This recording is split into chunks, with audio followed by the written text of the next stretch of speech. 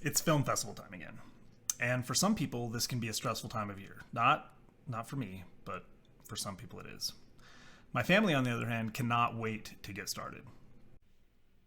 Hey guys, time to work on the film festival. Mom, can we play Fortnite? I'm gonna go get something to eat. Well, can we?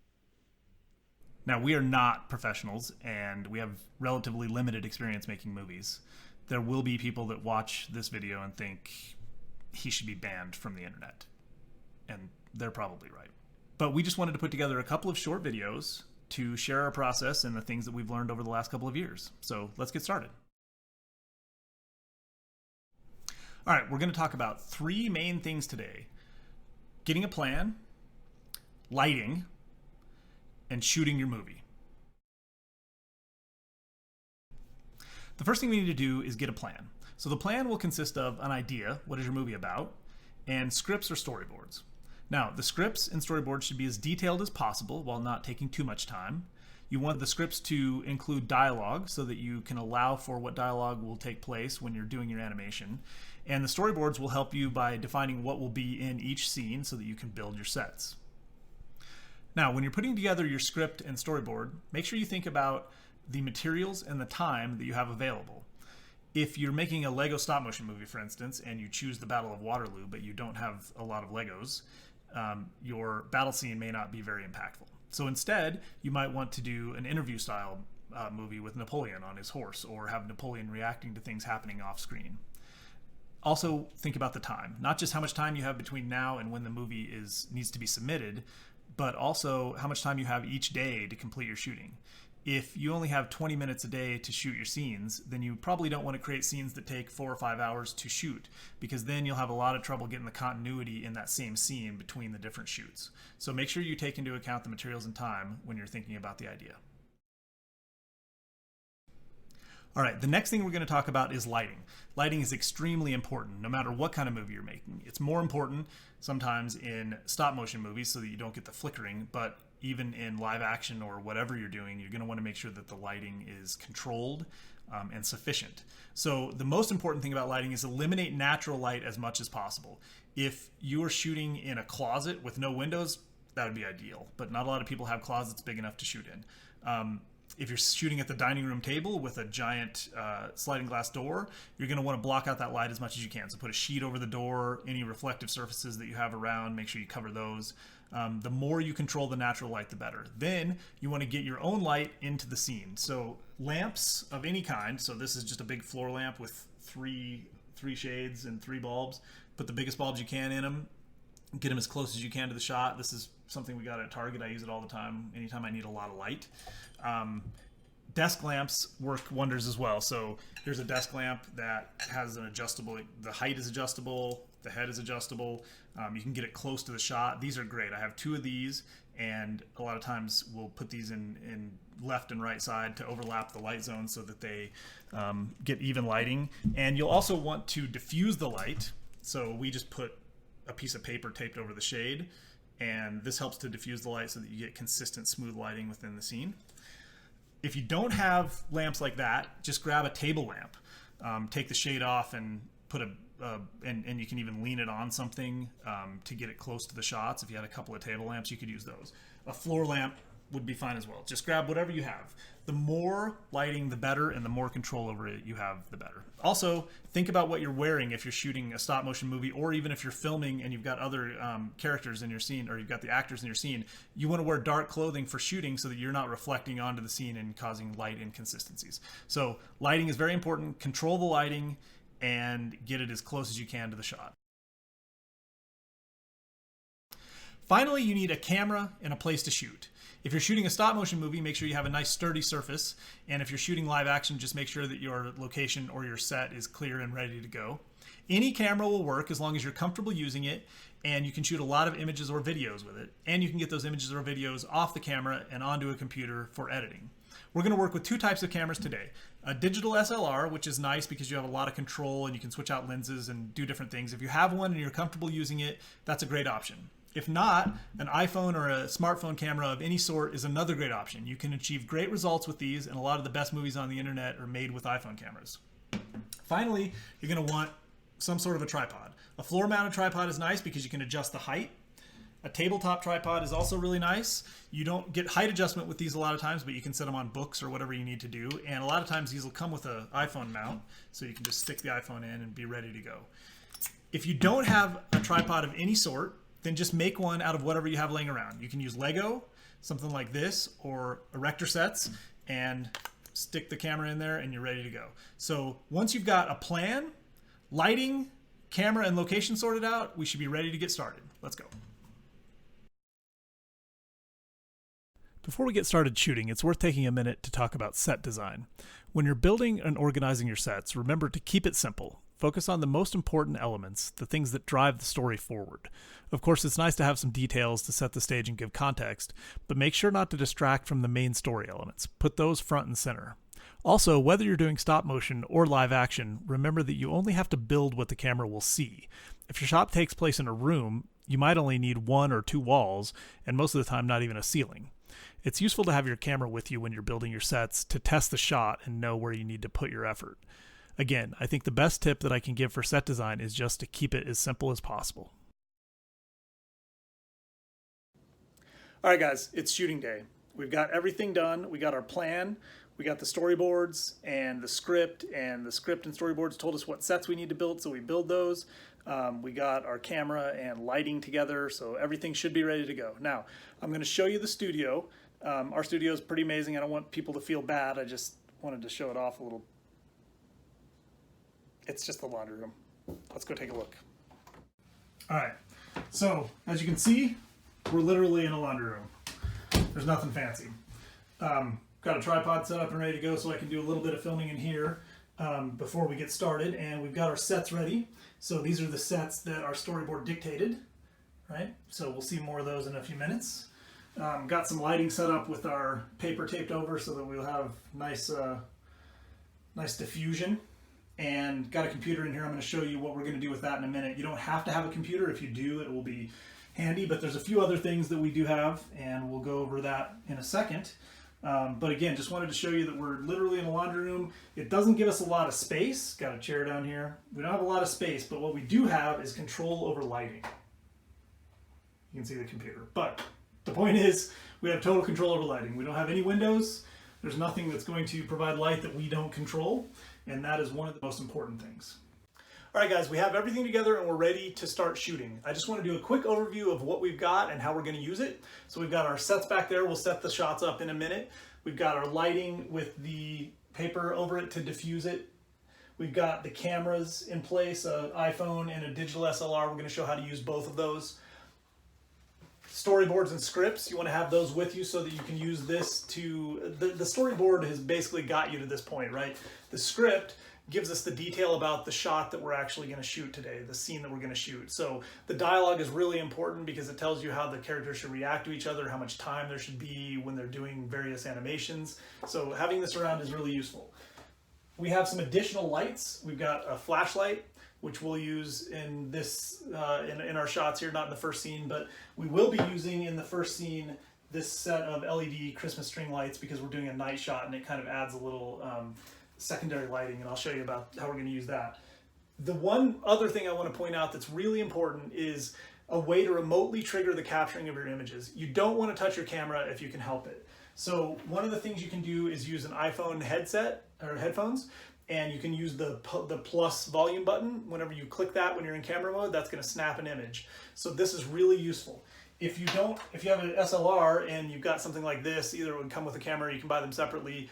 Click this and it takes the image. That's another option. If you don't have that, but you have a laptop, one of the things you can do is download a piece of software called Digicam Control. It's free, and I'll put a link in the description to how to download it.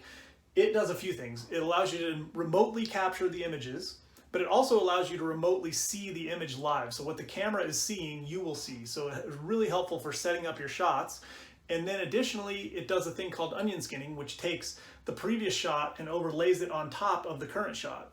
And what that gives you is the ability to fine-tune adjustments for your animation between scenes. You can see one frame to the next and before you shoot it, right? You can see the previous frame and then the live frame. So the onion skinning functionality is amazing. We'll start with just the iPhone and the basics. So if that's all you've got, you're going to be fine. If you've got a laptop and you can do the Digicam Control method, we'll talk about how that works as well. I think that's it. Really, we're trying to keep as much out of here as possible because we need room to shoot. So let's get started. All right, guys, just a little bit more rambling before we get started here. I just wanted to point out a couple of things that I think are important to talk about.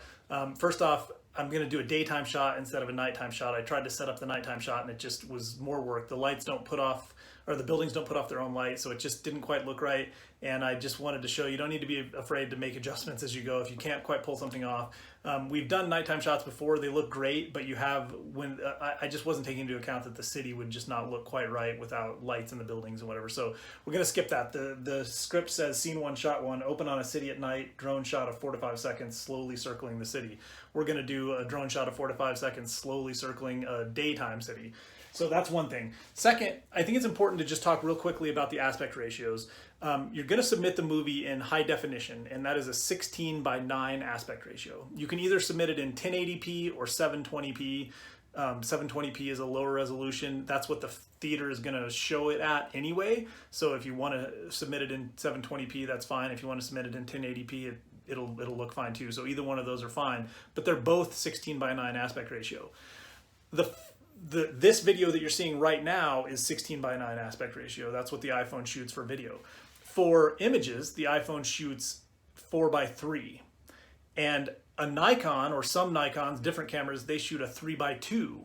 So it's going to be, and then Stop Motion Studio, which is a piece of software that I'm going to show you here in a minute, which helps to make stop motion movies on an iPhone, it shoots in 16:9. So it's basically taking into account that you want to have 16:9 in a high definition movie.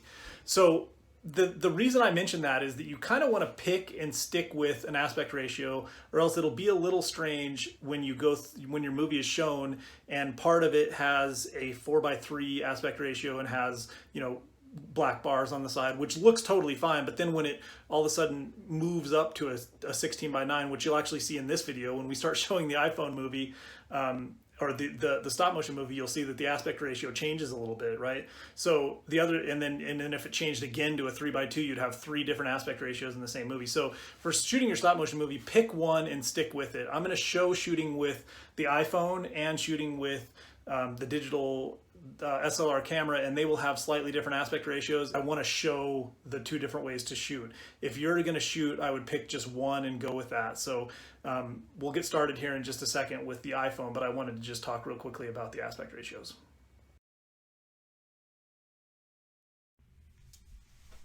All right, so we've got our set and our camera set up. We've also got our single light source. That's going to be the sun, and we've got all other light in the room turned off, so we have full control over the light. We're going to use Stop Motion Studio. Now, real quick, Stop Motion Studio is an app that you can get for the iPhone, Android, Mac, and PC, I believe. You have a paid and a free version. The paid version, I think, is under $5. If you're shooting your entire movie on the iPhone and you're going to shoot it and edit it and submit it and everything, then this is a great option.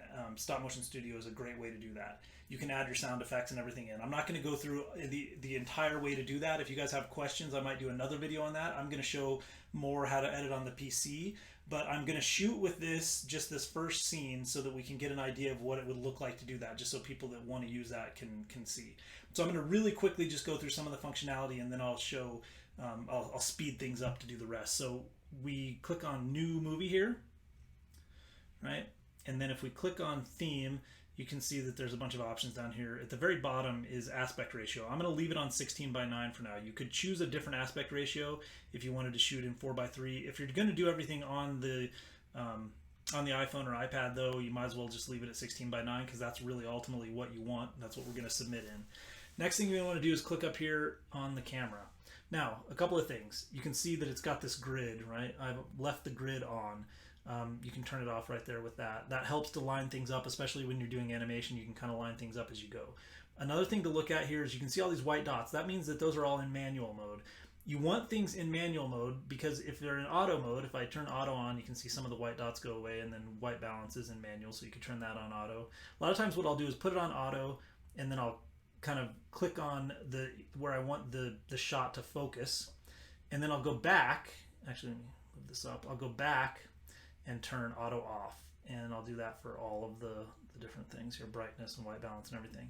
That way the camera isn't going to try to make adjustments as you move around. It will keep a consistent light level. So the camera auto adjusting for you can be just as bad as having bad lighting, because it will make flickering in your final movie, and you don't want that. So we want to turn all of the autos off, and I'm going to go ahead and leave the grid on for now, and then we can get rid of the rest of those settings. Now we just kind of want to frame our movie, right? So we're going to frame it, and then I've got the headphones. I'm going to just hit the button once, so this will be our first frame. So I did that. Now you can see this right here. If I pull this all the way down shows you the previous image, all the way up shows you the current image, in the middle does the onion skin. So you can see if I move the camera around, see how you can see behind the image there, you can see the real image. This allows you to do kind of, adjustments, so you can see what the previous image looked like, so you can kind of line it back up to where it was. So if we got it exactly right, it would look like just one image, right? It's going to be hard to do, but then you can kind of just make a small adjustment and shoot the next image, and then make another small adjustment and shoot the next image. All right, I'm going to go ahead and film this, and you'll see it in fast motion. We'll come back and look at the final product.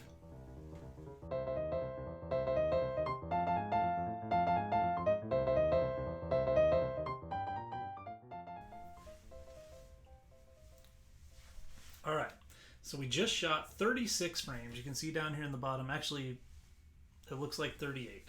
So I went a couple over, but if we go back now, we can see we can change our movie settings, it was telling us. So it's already set to 5 frames a second. Now, I didn't talk about your FPS, like what you want to shoot at, but one of the things you have to consider is how smooth do you want your movie to be. If you want to shoot at something like 12 frames a second, then you have to take 12 frames for every second of movie, and you have to factor that into the movements. And so what that means a lot of times is what the walk cycle looks like, how many different animation movements you're going to make for a single step in a walk cycle so that it looks natural. The more you have, the smoother your movie will be, right? But the more you have, the longer it's going to take to shoot, for sure.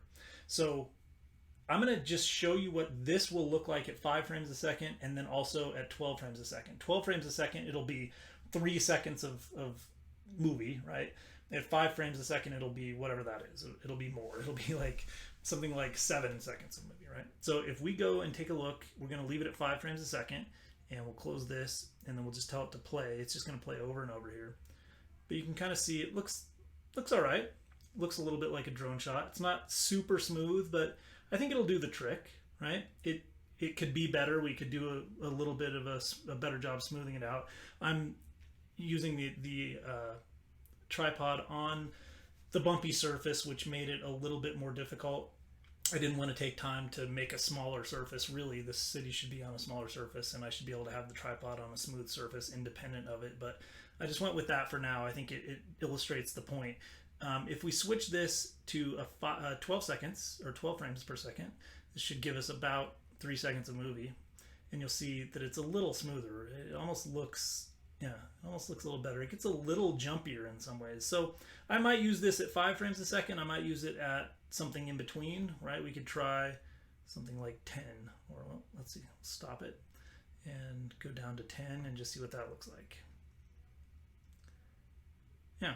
So anyway, we could refilm this, and I might do that to show it a little smoother, but I just wanted to get a basic idea of what it takes to shoot with an iPhone. Now again, we could go ahead and from here, right, we could hit theme, and we could put, one of these themes on it. And let's choose this one.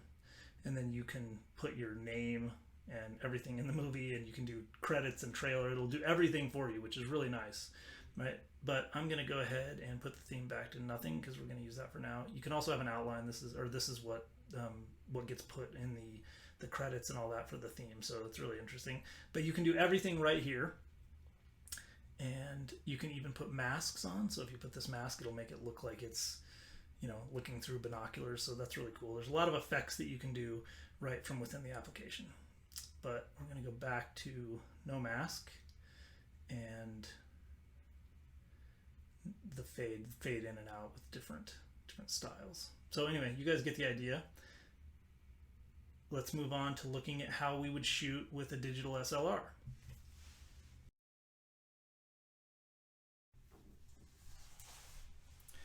Alright guys, so we're getting ready to film scene 1, shot 2, which is just another simple drone shot. But what we're going to do this time is we're going to use the digital SLR, and we're going to use Digicam Control, which I mentioned earlier. Again, it's a free piece of software. It's extremely easy to use, and I just want to show how easy it is. It supports most Nikons. It supports a lot of Canons, and I think there's a few others that it supports as well. You have to go take a look. If you fit, though, into the range, if you have a camera that is supported by the software, for what it is, it's for being free, it's really amazing. It does a lot of, even if you had to pay for it, I would recommend it, but you don't. So you download it and you install it, and I've fired it up. I plug the camera in with the USB cable from the camera to the laptop. If I turn on the camera, it's just going to automatically recognize the camera. So you can see in the bottom left, it actually knows which camera I'm using. And other than that, it's ready to go. The one thing that I do usually is I go to the session over here on the right side. I click on the gear and I switch the folder to just be wherever I want to save these. So I'm saving it to the desktop, 2020 Film Festival, Digicam Captures, Scene 1, Shot 2. That allows you to kind of organize the pictures as you take them. But that's all. So the other thing we're going to do is down here in the bottom left, you can see it defaults to save to PC only. I like to save it only to the computer instead of saving it on the camera, so I don't have to worry about cleaning the camera off. It just saves the images directly to the PC. That does shorten or makes a little longer the time between shots, although it's not very much. So, but I like them going directly to the PC, so if something happens, I just have them automatically, and I can go and work with them here if I need to. Okay, so one other thing we have to do, we're just going to keep this really simple. We're going to go to Live View. In the top left up there was the Live View button, and that lets us see what the camera is seeing. Now I've set this up to where I kind of know what I want it to look like, right? This is about where I want my shot to start. You can see down here that I've got a little bit of the background showing, so I'm just going to scoot this over just a hair. There you go. So now we've got our shot framed pretty well. And all we have to do, there's a couple of things that I would suggest. I go to the overlay setting here, the overlay drop down, and I'm going to activate the overlay, and I'm going to say use last captured. Now, there's no captured image yet, so there's not going to be a last captured. But if we go ahead and go up here and say capture, it's going to take one picture and it pulls it down, and now you can see it just kind of shifted a little bit. That's because we now have an overlay. So as I make movements here, right? Let's see. Oh, that didn't work. I think I have to reactivate this.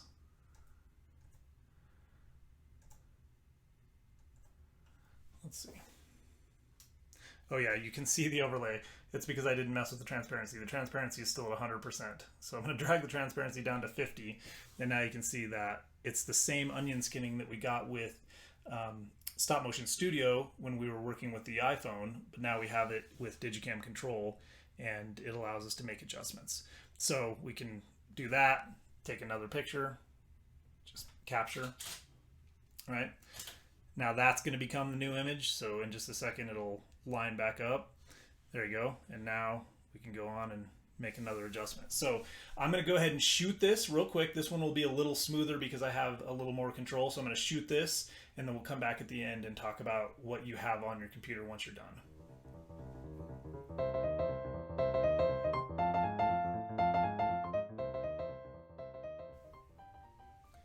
All right, guys, I just finished up shooting this second shot, this little drone shot, and I wanted to point a couple of things out. You can see that there are 36 images now in this folder. I pulled up the folder where we had saved our session. That worked out perfectly because I wanted around 3 seconds of this drone shot, and if I'm going to do about 12 frames a second, then 36 will give me the 3 seconds that I wanted. One other thing I wanted to show you is when I was doing that, I didn't mention it before, but if you double click somewhere in this shot, you can see how it readjusts the focus. Wherever you double click, it's going to try to focus and set the light level at that point, just like if you were doing like an iPhone or whatever and you touched the screen. That's important for us because we want to make sure we don't readjust during shooting. So what I will do is I'll get it set where I want it the focus to be, and then I'll hit capture, and I'll just leave my mouse up there in the top left by capture, and then I'll do my animation, and I'll come back over here and hit capture again, do my animation, come back over, hit capture again. That way it's not going to readjust or try to refocus, reset light balance, any of that stuff. Another thing to keep in mind, you can even see that as I move my hand around here, I'm creating shadows and reflections in the glass, right? It's really important that as you shoot, you try to be in the same position as you were the last time you shot. So what I'll usually do is I'll do my animation, come back over here, press the capture button, and then just freeze until it's done capturing. That way I'm not going to get a lot of flicker or reflections going on.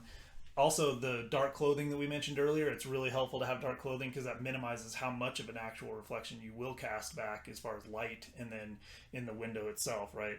So anyway, just a couple of things to think about. And one other thing to point out is on the right side over here, there's the grid button right here. And if you hit that button, you get a large grid. You can cycle between a large grid, a smaller grid, the cross, which is really useful, so the vertical cross and the diagonal cross, and back to nothing. And those are really helpful when you're trying to do fine-tuning your animations to know from one shot to the next how much you need to move so that you can kind of get smooth increments.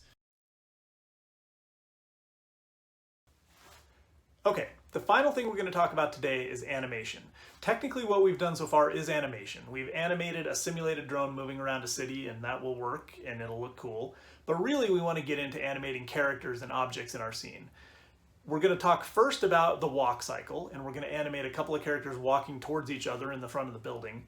Then we'll move inside and we'll talk about animating in a way that characters interact, and we'll talk about how to do some tricks with things floating or falling, animating light, things like that.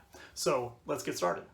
All right, before we move on to animation, we have to talk about one more thing, which is frames per second, or FPS. Movies are really just a bunch of still images shown together really quickly to create the illusion of movement, and frames per second is the number of frames that have to be displayed every second to create that illusion. This is going to affect your animation in two main ways. It'll affect how smooth the movie is, so the higher the frames per second, the smoother the movie will appear.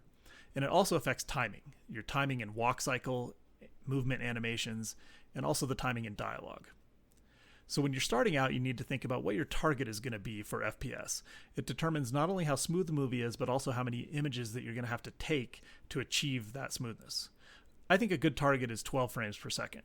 This allows for a pretty simple walk cycle, smooth animation, and it maintains a relatively low image count. So for 10 seconds of video, you would shoot 120 frames.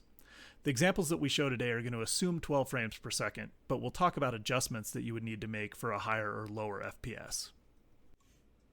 All right, we're going to take a quick look at Davinci Resolve, which is the software we'll be using in the next video when we talk about editing. Today we're going to use it just to illustrate the point about frames per second and the effect that that has on your animation. So the clip that we're about to see I shot assuming 12 frames per second. Davinci Resolve defaults its timeline to 24 frames per second. So when I hit play, it's going to play it back at 24 frames per second, and it looks like it's in fast motion. If we want to see it in 12 frames per second, we have to tell Davinci Resolve that we want to see this in 12 frames per second and then extend it because it's now twice as long. So if we play it now, you can see that it looks relatively natural. If we were then to go and make the adjustment for this to be 6 frames per second, tell Resolve that we want to see it in 6 frames per second, it will now show the same clip at 6 frames per second, and it's going to look like it's in slow motion. So the higher the frame rate, the smoother the animation will be, but you have to take more images so that it looks more natural. So if you're shooting at 12 frames per second, you'll have a walk cycle that is specific to 12 frames per second. It's fine to shoot at a lower speed. You can shoot at 6 frames per second. You'll have to take far fewer pictures, half as many pictures as you would have to take at 12 frames per second. And your animation will still look pretty good, especially if you adjust your walk cycle and all of the other animation timings around that. And we'll talk about that in the next segment.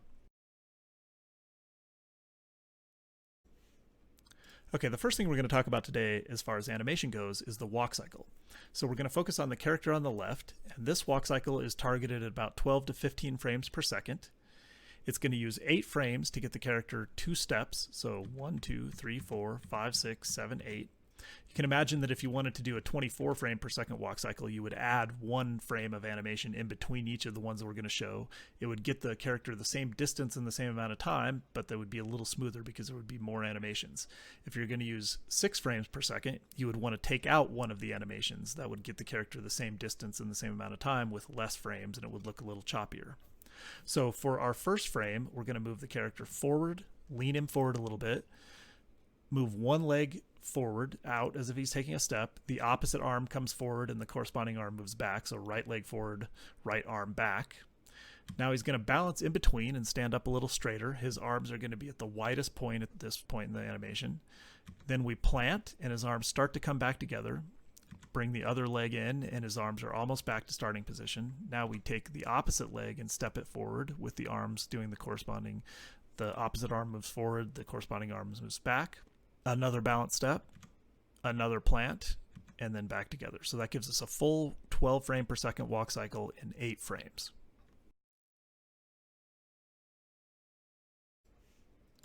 All right, another thing we're going to talk about is animating light. It's something I haven't seen discussed very much, and it adds a lot of depth to your movie, a lot of character if you do it right. It's a very simple thing to do, and you can imagine you could animate headlights passing or a lamp swinging. In this case, we're going to animate a door opening and flooding the light with the room with a little light. So all I did here was take a flashlight and got it pointed where I wanted it to be in the final movement, and then I took a piece of cardstock and I blocked that light. And then all I did was I just moved the cardstock a little bit on each frame to simulate the door opening. And you can see it just starts to let a little wedge of light in, and then it gets to kind of the widest point, and then it stops and starts going back the other way. So if we do this a little quicker, step through it, you can see it just kind of looks like a door opening and closing. So that's animating light. Okay, the last thing we're going to talk about today as far as animation goes is how to make something appear to be hovering or falling. And we're just going to use a really simple method. So in this clip, we have one actor handing a glass to the other actor and it falls out of his hand, falls to the ground, and the juice spills all over. So the way that that is done is we have the glass in his hand here, and right here, it's actually stuck to his hand with a yellow piece of clay right behind the glass. In this frame, you can see it a little better. That is not actually his hand behind the glass. It's a little yellow piece of clay. And then in this one, you can see it even better. The clay is stuck to the top of the glass, and the bottom of his hand, it appears to be floating in the air. And then I move the clay to the bottom of the glass, and it looks like it's kind of hovering above the ground. And then it's tilting, and now it's bounced a little bit. And then there's no more clay there because it's on the ground. So one thing to note is that I'm not going to edit this out in the final version of this movie, the sample movie that I'm making, because I wanted to show that it's not necessary. You're not even going to notice this at full motion. I mean, some people might see it, but it's not a big deal. If you wanted to go into GIMP or Photoshop or something, you could probably edit this out pretty easy. I've done that before. You could also use a white piece of clay when it shifts to the bottom to match the ground, but I just didn't think about it at the time, and it wasn't that big of a deal. But really, I just want you to know that you don't have to go in and do the fancy editing at the end. You can leave it as is, and you can achieve some pretty cool effects like this. You can imagine different things that you might have flying through the air or hovering or falling. So anyway, all you got to use is some clay or some sticky tack and a little imagination, and you can make things fall or hover. All right, guys, nice work. That was a lot of information, a lot to take in. Just remember, have fun. Don't worry about getting everything perfect. You don't need perfect lighting and perfect animation and perfect scripts. You just need to have fun, get a video a movie together that you can show people and entertain them and get some feedback on. So in this video, we learned how to capture the footage that you need. In the next video, we're going to talk about how to put it together, how to edit our movie, add sound effects, music, cut all the scenes together, and make it into something that we can actually show people. So look for that coming hopefully in the next week or so. And I'm really glad that you stuck with me. Have a blast, and I'll see you next time.